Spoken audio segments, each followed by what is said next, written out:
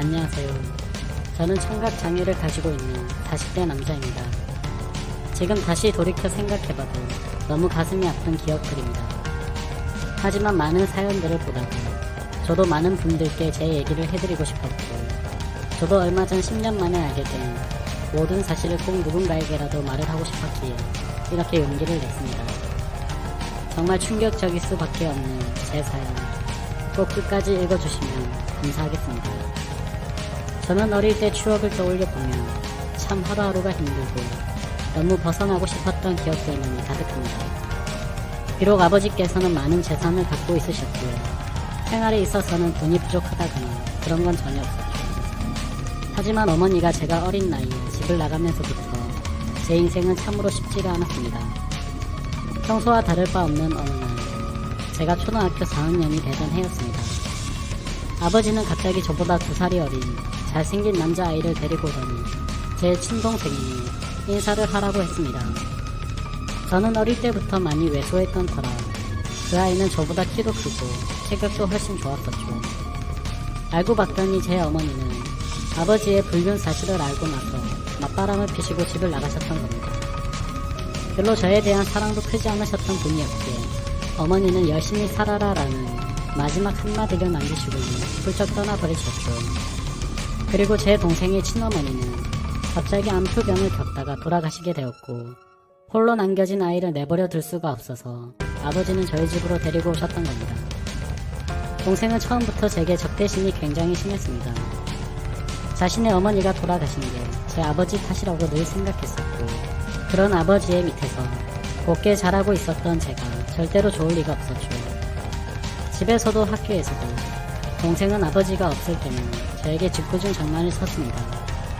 저보다 덩치가 훨씬 큰 동생은 2살이 많은 제게 반말을 내뱉는 건 기본이었습니다. 하지만 형이 되어가지고 아버지에게 이런 사실을 이르기에는 너무 창피했죠. 그래서 그냥 아직 동생이 철이 없으니까 나중에는 달라지겠지라고 생각을 했습니다. 하지만 동생의 짓궂은 장난은 점점 도를 넘어서서 학교에서까지 그런 행동들이 생겨나더군요. 그래도 그때까지는 별거 아니라고 치부하고는 저는 참았습니다. 그런데 결국 그렇게 지내던 중 사건이 터지게 되었습니다. 제가 6학년이 되었을 때였습니다. 제 생애 처음으로 두근대는 감정을 느끼게 해준 여자가 나타났고, 그 당시 저는 그 여자를 아주 많이 짝사랑을 했습니다. 그래서 저는 그 친구와 가깝게 지내고 싶었고, 집에서 편지를 쓰기 시작했죠. 몇 번을 지우고 쓰고 반복하다가 깜빡 잠이 들었습니다. 그런데 제 편지를 동생이 방에서 읽었나 보더라고요. 갑자기 동생을 낄낄 웃으며 "너 연희 좋아하는구나. 네 주제도 모르고 고백을 하려고?" 라고 하더군요. 그래서 저는 처음으로 동생에게 화를 냈습니다. 왜 함부로 내 편지 읽고 그러냐니 욕을 하고 뛰쳐나갔죠. 그날 이후로 며칠이 지났을 때였습니다. 학교를 마치고 집으로 가고 있는데 저 멀리서 제 동생이 연희의 손을 잡고 제가 있는 쪽으로 걸어오고 있거든요.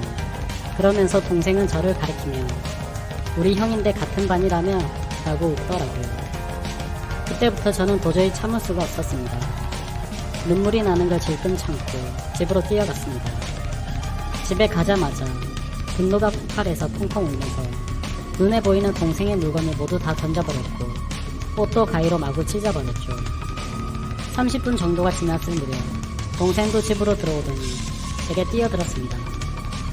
신체적으로 제가 당연히 불리했지만 저도 눈이 돌아간 상태여서 동생의 멱살을 잡고 서로가 처음으로 몸싸움을 하게 된 날이었죠. 그런데 정말 뜻하지 않은 큰 사고가 벌어지고 말았습니다. 서로 몸싸움을 하다가 저는 옆으로 넘어지면서 귀가 가구에 크게 부딪혔고, 결국 응급실에 실려가는 일까지 생겨버렸습니다. 치료가 끝나고 저는 한쪽 귀가 들리지가 않아서 이상하다고 생각하고 있는데, 아버지는 눈가가 촉촉해져 있었고 의사 선생님은 조심스럽게 말했습니다. 너무 안타깝지만 한쪽 귀가 영구적으로 청력 손실이 되었다고 하더라고요. 아직 어린 나이에 평생 제 귀가 상했다는 소리를 듣자마자 너무 화가 났습니다. 구석에 있는 동생에게 욕을 해대면서 달려들었고 마구 때렸습니다. 그러자 동생은 "네가 먼저 해놓고 왜 자기 보고 그러냐며 소리를 치더라고요. 그날 이후로 저는 한쪽 귀를 잃게 되었고, 훗날 웃고 지낼 줄만 알았던 동생도 잃게 되었습니다. 학창시절 내내 저는 귀가 잘 들리지 않아서 괴로운 생활을 보내게 되었습니다. 그런 원망들은 고스란히 동생에게 갔죠. 집에서 얼굴을 마주쳐도 서로가 한마디도 하지 않았고 꿈에서조차 나오면 욕을 하면서 깰 정도로 많이 증오를 했습니다. 그렇게 학창시절을 겨우겨우 버텨냈습니다. 그리고 20살이 되자마자 저는 바로 독립을 하겠다고 아버지에게 말씀을 드렸고 예전보다 훨씬 마음 편하게 대학생활도 즐기고 평범한 나날을 보냈습니다. 동생을 마주하지 않으니 다른 건 다 필요 없었고 마냥 행복했었죠. 그러다 제가 25살이 되던 해에 갑자기 병원에서 연락이 왔는데 충격적인 소식을 들려줬습니다. 지금 아버지께서 사고가 나셔서 마음의 준비를 하고 당장 오셔야 할 것 같다고 하더라고요. 저는 미친듯이 울면서 곧바로 고향으로 내려갔습니다. 아버지께서는 의식이 없으신 상태셨고 동생은 군대에 가 있었던 상황이라 보이지가 않았습니다. 제발 아버지가 깨어나시길 간절히 바랬지만 결국 제 바람은 이뤄지지가 않았죠. 아버지는 그렇게 제 곁을 떠나시게 되었고 제게는 가족이라고는 서류상으로 있는 형식적인 동생만 존재할 뿐 사실상 제 곁에는 아무도 없어지게 됐습니다. 그렇게 장례식을 치르고 있는데 변호사분이 찾아와서 제게 유산에 관련하여 안내해 주더군요. 아버지는 제게 미안한 마음이 크셨는지 본인 재산의 90%를 제게 상속해 주셨고 10%는 동생에게 남긴다는 그런 내용이었습니다. 그리고 제 의지에 따라서 재산을 더 분배할 수 있다고 되어 있었죠. 동생도 아버지의 소식을 듣고 급하게 휴가를 나왔고 저는 그 모습을 보는데 보자마자 욕이 나왔고 도저히 마주치기가 싫었습니다. 그래서 그냥 내가 있을 테니 너는 그냥 눈에 띄지 말고 들어가라고 말했죠. 울고 있던 동생은 네가 뭔데 이래라 저래라냐며 또 티격태격하게 됐고 유산은 어차피 너한테 10%밖에 가지 않을 거니까 그렇게 알고 있으라고 말했고 마음 같아서는 1%도 주기 싫다고 역겨우니까 말도 걸지 말라고 하고는 나와버렸습니다. 그런데 원래 성격 같아서는 날뛰었어야 할 애가 가만히 있더라고요. 아무쪼록 그렇게 아버지를 떠나보내게 되고 나서 저는 다시 서울로 올라가서 생활을 시작하게 됐습니다. 3년이라는 시간이 금방 흘러갔고 전한 애를 만나게 되었습니다. 저는 청각장애가 있던 터라 평범한 직장을 구하기는 어려웠습니다. 하지만 아버지께서 남겨주신 재산이 있었기에 저축만 해두고 살아도 충분해서 간단한 재테크들만 할 뿐 별다른 일은 하지 않고 지냈었죠. 그런데 어느 날 자주 가던 부동산에서 중개업자분이 저보고 결혼을 해야 할 때 되지 않았냐고 하더니 소개를 시켜준다고 하더라고요. 자신이 아는 분의 딸인데 지금 스튜어디스를 하고 있고 얼굴도 예쁘고 착하다면서 저를 설득했죠. 하지만 저는 여자가 너무 두려웠습니다. 여자들 몇 명이 다가온 적은 있었지만 청각장애가 있는 사실을 알고 눈빛이 바뀌는 것도 여러 번 겪었고 저에게 관심이 있다기보다는 제 재산에 관심이 있는 여자들이 대부분이었기 때문이었습니다. 그래서 저는 한사코 거절을 하고는 부동산을 나서게 됐죠. 그로부터 며칠 뒤에 저는 은행 업무를 보고 집으로 들어가던 길이었습니다. 근데 저 멀리서 부동산 중개업자분이 어떤 여성분이랑 같이 서 있더군요. 복장을 보니 스튜어디스에 캐리어를 끌고 있었고 저는 저 여자분을 소개시켜 주려고 했었던 건가 했습니다. 가까이 다가가서 인사를 하는데 얼굴을 보자마자 저는 정말 첫눈에 반해버렸습니다. 너무 예쁜 외모에 뭔가 전문적인 복장을 입고 제게 반겨주는데 그 모습에 푹 빠진 거죠. 그래서 저는 너무 설레는 마음에 부끄럽게 인사를 하고는 도망치듯 금방 집으로 들어가 버렸습니다. 그런데 제 자신도 모르게 자꾸만 그녀의 모습이 떠오르더라고요. 조금만 있으면 괜찮겠지 하는 마음으로 며칠 동안을 참으며 보냈지만 도저히 참지를 못하겠더라고요. 저는 곧바로 그 부동산으로 향했고 중개업자분에게 소개를 받겠다고 말을 했습니다. 근데 중개업자는 갑자기 웃더니 그러게 진작 소개받으라니까 벌써 다른 남자랑 소개받았다고 하더라고요.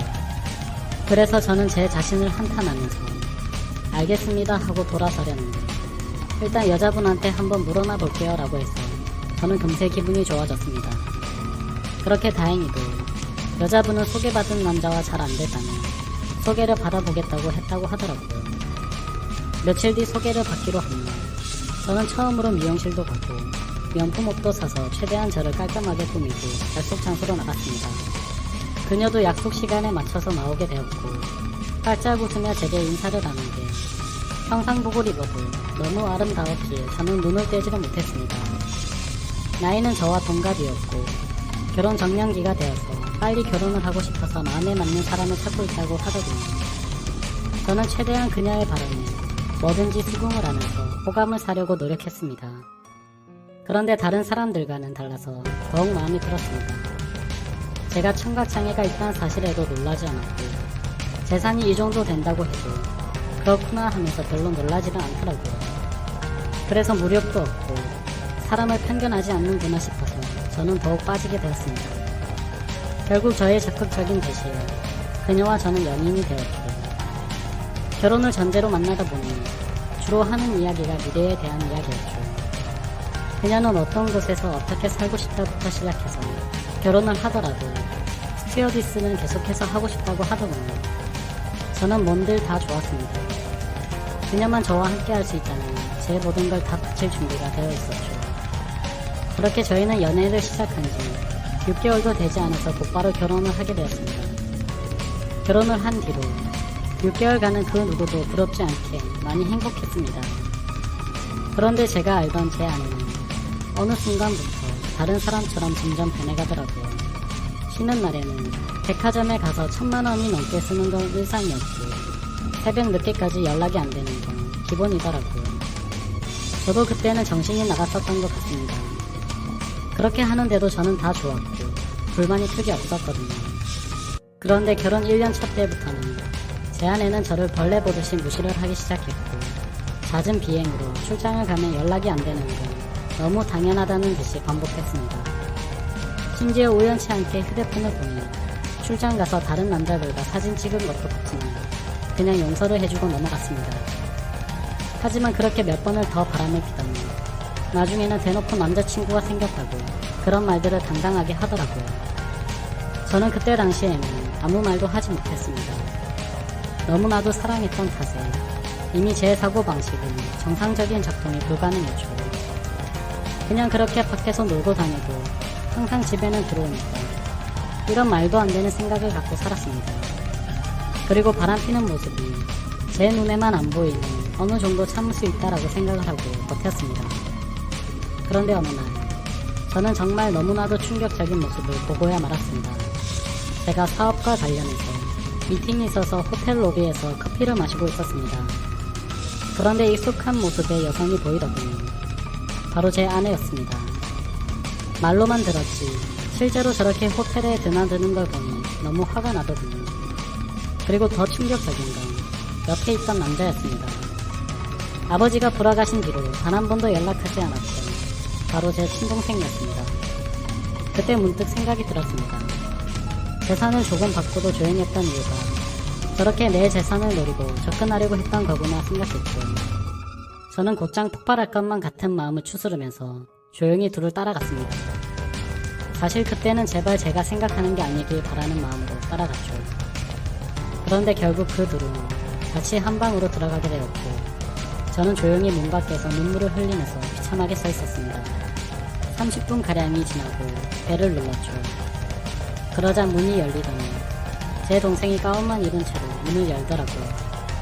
깜짝 놀라하는 동생을 보자마자 욕을 하고 몸싸움을 했습니다. 그러자 아내는 소리를 질러댔고 결국 경찰까지 부르게 되었죠. 저는 동생에게 일부러 접근했냐며 욕을 했습니다. 그러자 아내는 출장을 가다가 자신이 먼저 연락처를 물어봤고 만났다면서 무슨 헛소리냐고 소리치더라고요. 참 황당하게도 바람 피운 걸 자랑이라도 된다는 듯이 저를 무시했습니다. 그러자 동생은 한마디 하더군요. 이제 모든 사실을 알았으면 그만 빌붙고 이혼 도장 찍고 꺼지라고 말하더라고요.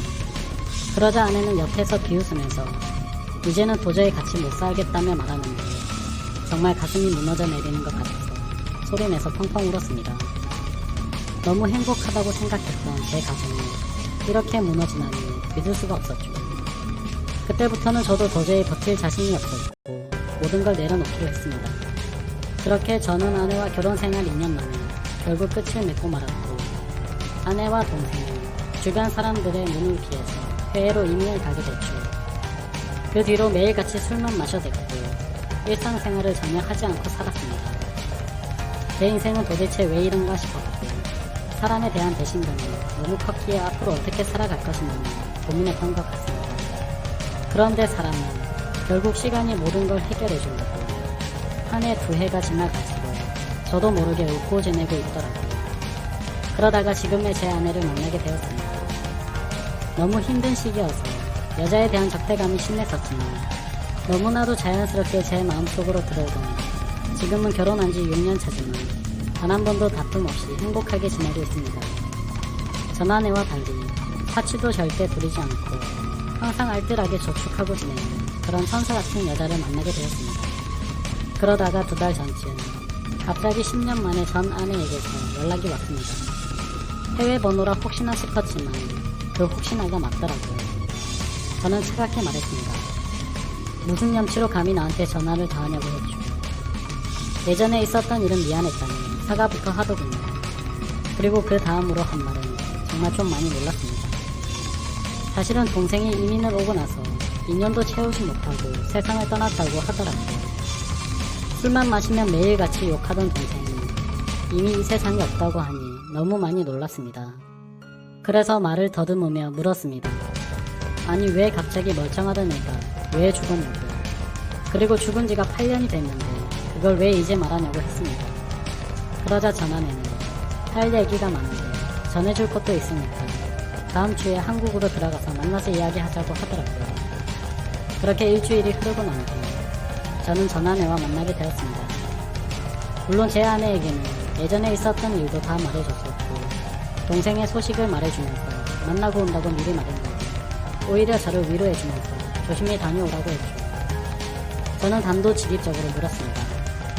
도대체 어떻게 된 건지 말을 해달라고 했습니다.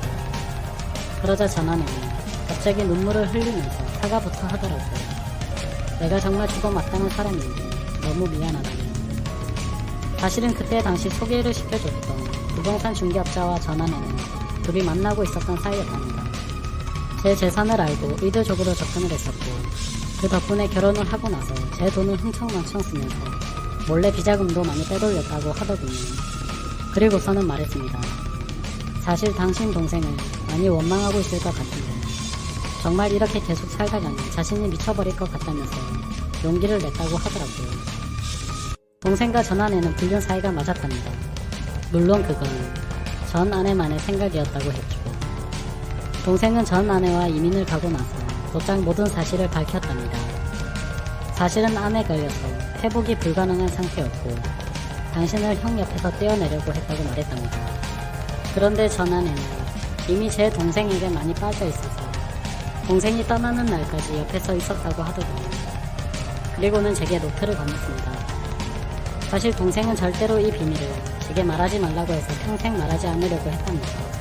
그런데 얼마 전에 한국으로 다시 돌아오려고 짐을 정리하다가 이 노트를 발견했고 내가 이 말을 안 하면 마음에 죄책감이 들어서 절대로 인간으로서 살아갈 자신이 없다면서 제게 주더라고요. 그렇게 전 아내는 미안하다면서 앞으로 잘 지내라고 하고는 자리를 떠났고 저도 차로 돌아가서 침착하고 노트를 펼쳤습니다. 아버지와 저 그리고 동생이 찍은 유일한 사진이 끼워져 있더군요. 일기는 매일같이 쓰지는 않았고 동생의 어머니가 돌아가신 이후로 특별한 날들마다 쓴 것 같았습니다. 제가 청각을 잃은 날 그때 쓴 일기를 보니 동생의 마음을 어느 정도 알 수가 있었습니다.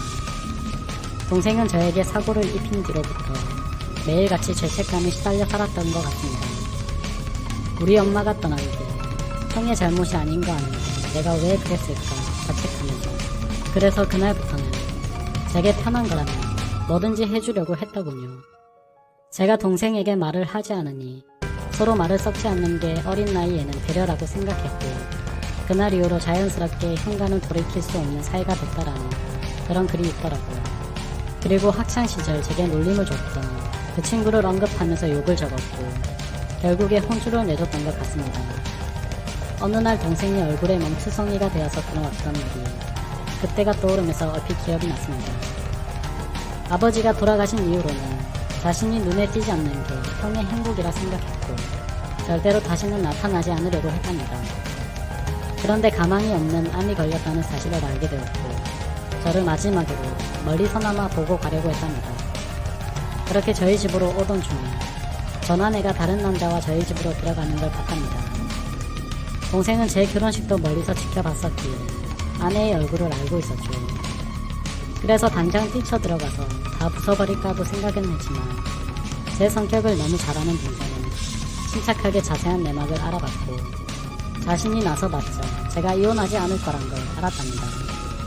그래서 전 아내를 유혹해서 아무도 모르게 이혼을 시키려고 했는데 그날 호텔에서 우연치 않게 현장에서 걸려버리고 말았답니다. 그리고는 동생이 모진 말을 하자 형이 펑펑 우는데 가슴이 찢어지는 것 같아서 그날 밤새도록 울었답니다.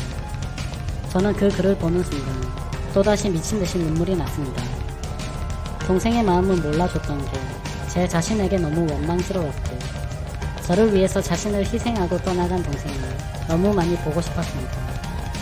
아마도 지금 제 아내를 제 동생이 보내준 게 아닌가 하는 그런 생각까지 들었어요. 그래서 그날 저는 집으로 들어가서 아내를 보니까 어린아이가 된 것 마냥 너무 슬퍼서 소리내서 펑펑 울었습니다. 아내도 함께 울면서 앞으로라도 동생이 저 세상에서 행복할 수 있게 기도를 하자면서 저를 위로해 주더군요. 저는 형으로서 너무 한심했습니다. 어릴 때 실수로 일어난 그 사고를 유연하게 넘어가지 못해서 모든 짐을 동생에게 떠넘긴 것 같아서 너무 미안했습니다. 제 동생도 그 어린 나이에 엄마를 일찍 떠나보내고 모든 게 삐뚤어져 보이는 상처 많은 어린아이였을 뿐이었는데 말이죠. 앞으로 저는 제 동생을 평생 그리워하면서 살아갈 것 같습니다. 이 글을 읽는 분들, 제 동생이 저 세상에서 마음 편히 지낼 수 있게 짧게나마 위로해줬으면 하는 바람입니다. 소중한 시간, 제 글을 읽어주셔서 모든 분들께 감사드립니다. 항상 행복하세요.